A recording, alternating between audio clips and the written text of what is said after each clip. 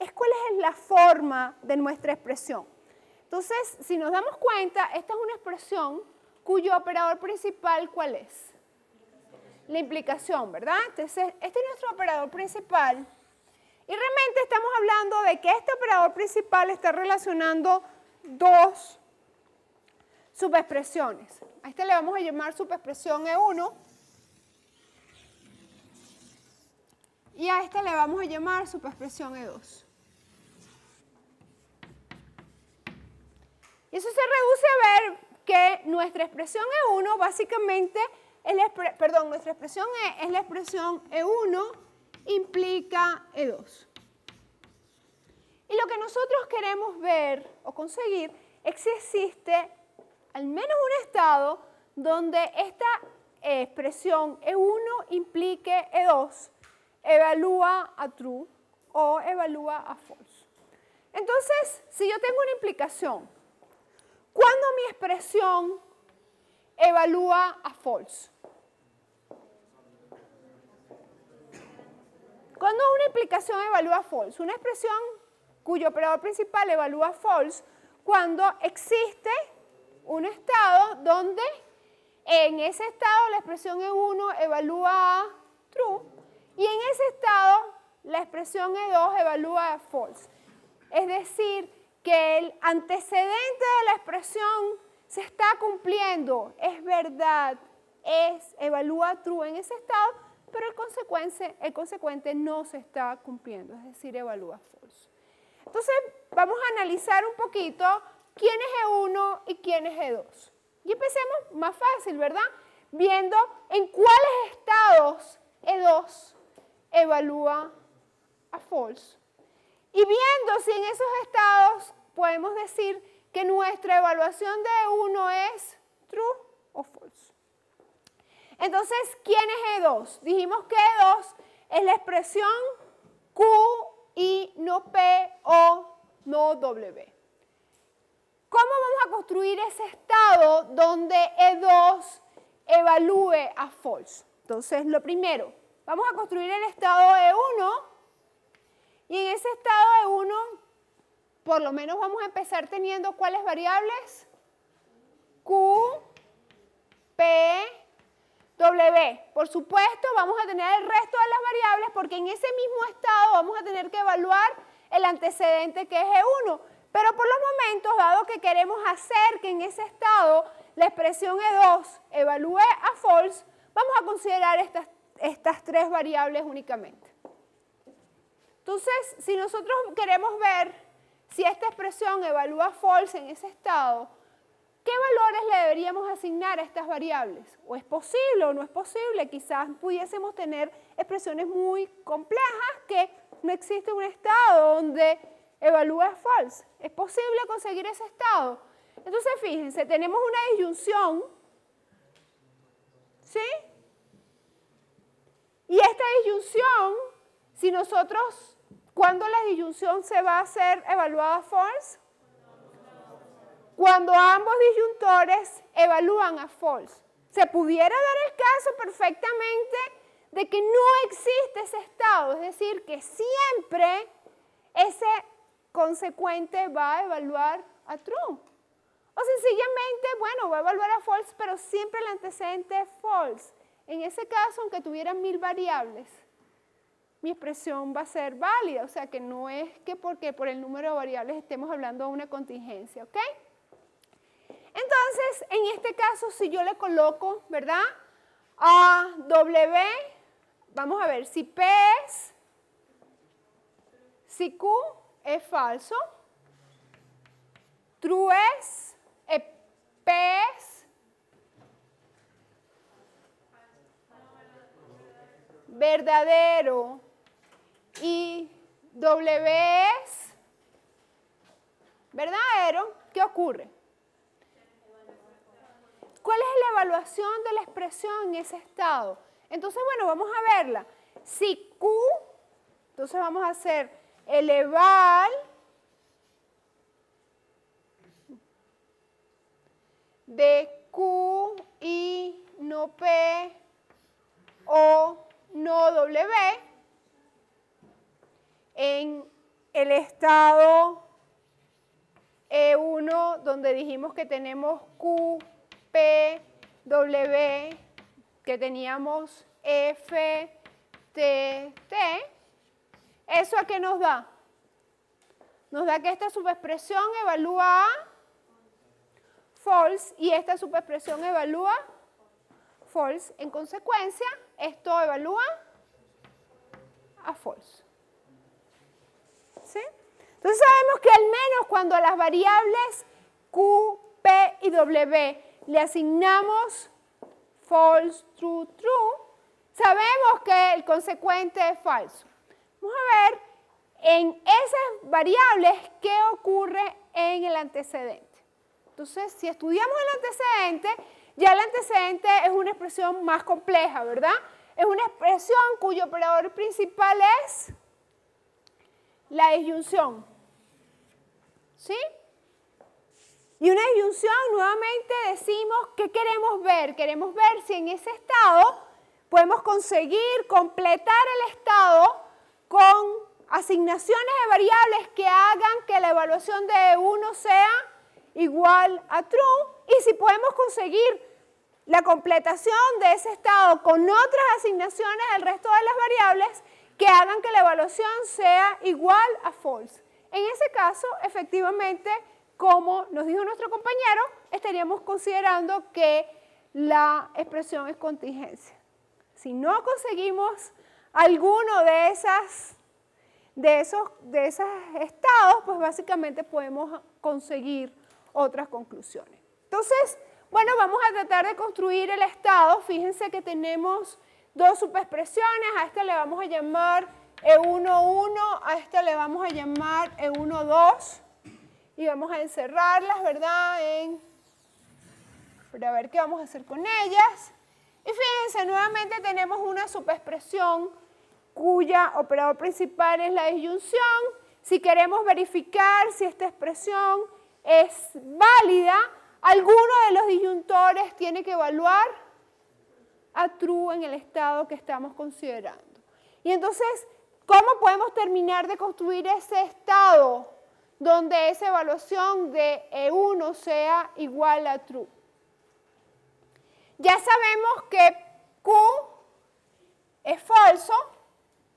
Ya al saber que Q es falso, esta subexpresión va a evaluar en ese estado falso.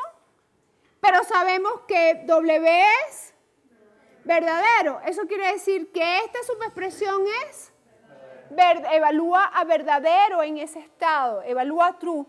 Solamente como es una conjunción, nos faltaría colocar R igual a true o S igual a true para conseguir un estado en el cual esa expresión E1 evalúe a true. Si conseguimos entonces esa evaluación o ese estado, estaríamos diciendo básicamente que mi expresión es una expresión que donde existe al menos un estado que evalúa a false. Entonces, bueno, vamos a colocarla. Entonces, ¿qué valores me dijeron? Ahora vamos a colocar a R, a S, y fácilmente yo les puedo decir que dejo true, true, ¿verdad? Y el resto de las variables, ¿cuál es el resto de las variables? ¿Cuáles? T, X, U y B. Esas las puedo colocar como ustedes quieran. Las puedo colocar 1, 2, 3, 4. Las puedo colocar en falso, las puedo colocar en verdadero, da igual. Y básicamente, ¿qué me queda? ¿Cuál es la evaluación de mi expresión E1, ¿verdad? Donde E1 es no P y Q o W y R o S o no T y X o U no equivalente a B. ¿Cuál es la evaluación de la expresión allí? La evaluación de 1 en este estado de 1 es igual, dijimos, recuérdense, esta expresión era como W está evaluándose con true, toda esta expresión es true, conjunción con R o S, donde R tiene la asignación de true, S tiene la asignación de true. Entonces, como uno de los disyuntores evalúa true, la expresión completa evalúa true. Esto quiere decir que E1 evalúa true. ¿Ok? Como E1 evalúa true y en ese mismo estado teníamos que E2 evaluaba a false, ¿qué podemos concluir de E1 implica E2 en ese estado? Podemos concluir que el eval de E1 implica E2 en el estado 1 es igual a false. Entonces, ¿qué estamos concluyendo? Con esto ya lo que sabemos es que al menos existe un estado donde la evaluación de la expresión es false. En consecuencia, ya sabemos que no es válida. Al menos ya sabemos que no es válida. Vamos a ver si existe un estado donde esa expresión E1 implica E2 es igual a true. Entonces regresamos y vamos a construir el estado E2. ¿Pero qué sabíamos de ese estado? Lo que sabíamos de ese estado es que ahora queremos seguir sabiendo que esto es evalúa false, es decir, tenemos Q, P, W y estábamos diciendo que teníamos, primero Q estaba evaluándose a, false, true, true, pero fíjense que siguiendo el mismo razonamiento que dijimos antes, nosotros queremos que el antecedente evalúe a false. Para que el antecedente evalúe a false, ¿cómo voy a poner a R? False. Voy a colocar a S false. Y eso hace que este disyuntor evalúe a false. Y ahora vamos a ver qué tengo que hacer para que este disyuntor también evalúe a false. Y para que el segundo disyuntor evalúe a false, nuevamente es un disyuntor y hace falta que las dos subexpresiones evalúen a false. Es decir, que podemos poner a T evaluando a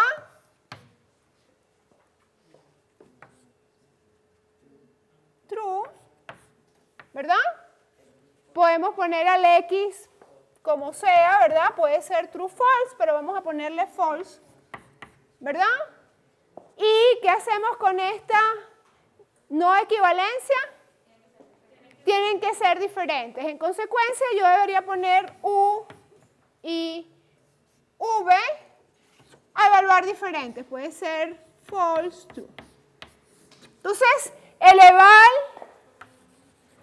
de E1 en este estado E2, ¿cómo es? ¿Cuál es el eval de E1 en ese estado E2?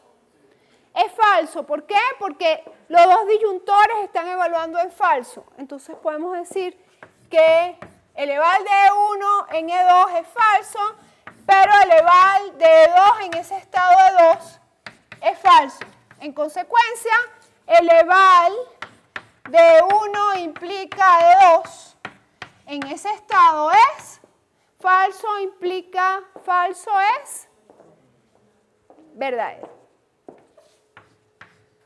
Entonces, conseguimos dos estados, el estado E1 y el estado E2. Dime. Disculpe, ¿el ruido de que es una inequivalencia? ¿No tiene que ser igual?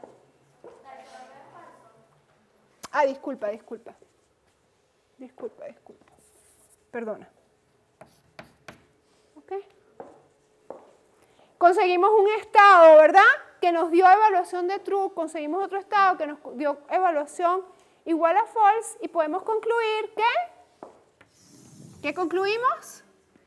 Que la expresión E es una contingencia.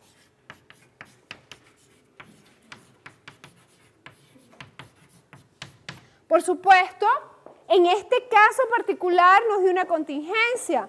Si fuese una expresión válida, nosotros lo que tuviésemos es que demostrar que efectivamente no existe un estado en el cual la expresión evalúa false, o si queremos demostrar, en el caso en que sea no satisfacible, que no existe una expresión donde, que no existe un estado donde la expresión evalúe a true.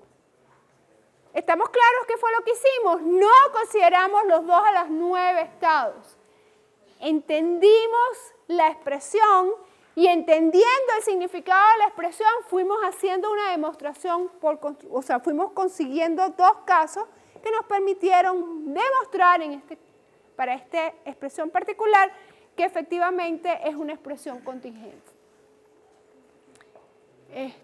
Si lo vemos, para que queden los registros, tenemos los 2 a las 9 estados, en lugar de considerar los 2 a las 9 estados, vemos cuál es la estructura de la expresión, en este caso R1, R2, esas son las subexpresiones de la expresión original, ambas conectadas por la implicación, y sabemos que la evaluación de una implicación en un estado es igual a falso si la evaluación del antecedente en ese estado es igual a true y la evaluación del consecuente en ese estado es igual a false. Tratamos de construir un estado donde la evaluación de la expresión fuese false, donde la expresión de la expresión fuese true, y básicamente conseguimos esos 2 estados y en consecuencia pudimos demostrar que nuestra expresión es una contingencia. Ojo, no quiero que quede el mensaje que si ustedes tienen una expresión con muchísimas variables es una contingencia. Yo pudiera haberles construido una expresión con muchísimas variables que fuese válida o fuese no satisfacible. ¿Okay? Lo que pasa es que, bueno, usualmente colocamos como ejemplos expresiones que son contingencias, pero no es garantía de que porque tengan muchas variables es una contingencia. ¿Okay? Entonces, ojo con esas generalizaciones, porque usualmente oímos generalizaciones de situaciones que no son reales. ¿Bien? ¿Dudas? ¿Estamos claros qué fue lo que hice? Lo que traté de hacer fue entender la estructura de la expresión, aplicar la teoría que nos permite determinar cuándo en base a la estructura del operador principal decidimos que la expresión es evalúa true o no evalúa true e ir analizando las subexpresiones para construir nuestros estados. Eso fue todo lo que hicimos. ¿Bien? ¿Estamos claros? ¿Sí? Perfecto. Entonces, bueno, con esto termino el repaso. En este momento empieza mi clase. ¿Ok? Hasta ahora lo que teníamos era repaso. Y dijimos que nuestra clase, básicamente lo que íbamos a estudiar hoy era cómo podemos hacer uso de nuestro lenguaje de las expresiones booleanas para modelar lenguaje natural. ¿Y por qué queremos esto? Porque básicamente dijimos que una de las utilidades que le íbamos a dar a estos sistemas formales era verlos como herramientas de formalización, de especificación, de conocimiento y de las tareas de razonamiento sobre esa porción de conocimiento. Entonces, el primer paso cuando queremos modelar razonamiento es modelar todo el conocimiento que está alrededor de la porción del mundo real sobre la cual vamos a estudiar el razonamiento. Entonces, bueno, nosotros tenemos ¿cuántos operadores? Bueno, tenemos el operador de negación, tenemos el operador de conjunción, tenemos el operador de disyunción, implicación, consecuente y equivalente. Y vamos a ver cuáles de las expresiones, cuáles proposiciones del lenguaje natural usamos usualmente para hacer corresponder con nuestros operadores del lenguaje de las expresiones booleanas. Algo que quiero que quede claro es que esto no son unas reglas que nosotras podamos decir que siempre se van a usar. Cuando hablamos de modelado, realmente el modelado es una tarea que no podemos hacer usualmente de manera automática. No es que yo voy a poner a un computador y el computador, sin estudiar el entorno, puede hacer una traducción automática de un lenguaje a un lenguaje formal. ¿Ok? Existen muchos componentes a la hora de hacer traducción del lenguaje natural, que nosotros, por supuesto, no estamos tomando en cuenta. Esta no es una materia de traducción automática del lenguaje natural. Por lo cual, nosotros vamos a limitar en lo posible todos los componentes que hacen que esta tarea no sea fácilmente automatizable. Es decir, nosotros nos estamos olvidando de todo lo que tiene que ver con la pragmasis, que es decir, en qué contorno nosotros estamos hablando o estamos representando el conocimiento del cual estamos hablando. Yo no le estoy tomando en cuenta la entonación que estoy usando al explicar el conocimiento, ni mucho menos el lenguaje del cuerpo. Entonces, hay muchos factores que hacen que uno cambie la representación o lo que realmente se quiere decir cuando existe una expresión del lenguaje natural y su correspondiente modelación. Aquí simplemente estamos cerrando cerrando el espacio y tratando únicamente de ver lo que existe en nuestro párrafo o en nuestra porción de lenguaje natural que queremos modelar. Nos olvidamos de las relaciones que pueden existir con algo que no esté totalmente especificado en esa porción del documento y tratamos de modelar fielmente lo que está allí, olvidándonos del resto. Es decir, no sabemos absolutamente nada de algo que no esté allí especificado. Entonces, eso debe quedar bien claro. Entonces, he oído comentarios de estudiantes, sí, pero yo sé que los elefantes no vuelan. Mira, yo puedo tener perfectamente un universo donde los elefantes vuelen y eso es lo que estamos tratando de modelar. Entonces, el yo sé que esto no ocurre o yo sé que esta propiedad se cumple, a la hora de hacer modelaje no se mantiene. ¿Ok? Entonces, bueno, empecemos con nuestros operadores booleanos. Nuestro primer operador booleano es la negación, y básicamente la negación está modelando que nosotros estemos negando una oración. Y básicamente, usualmente, las oraciones se niegan, ¿verdad? Con oraciones, con preposiciones o con expresiones que nos denoten esa negación. Entonces, les coloco no, pero hay muchas maneras de negar. Entonces, tienen que estar conscientes de que realmente la negación, el símbolo de negación de los operadores booleanos nos está denotando que estamos negando una oración. Entonces, únicamente aparece el no, pero eso no quiere decir que sea el único operador o la única proposición que estamos considerando. Podemos haber considerado otros. ¿Bien? Eso es lo que está negando, lo que está diciendo es que representa una negación. Si yo digo P y Q, cuando estamos hablando de P y Q, lo que estamos denotando es la conjunción de dos expresiones que se van a cumplir cuando las dos simultáneamente se mantengan. Hay muchas maneras de representar el lenguaje natural que lo que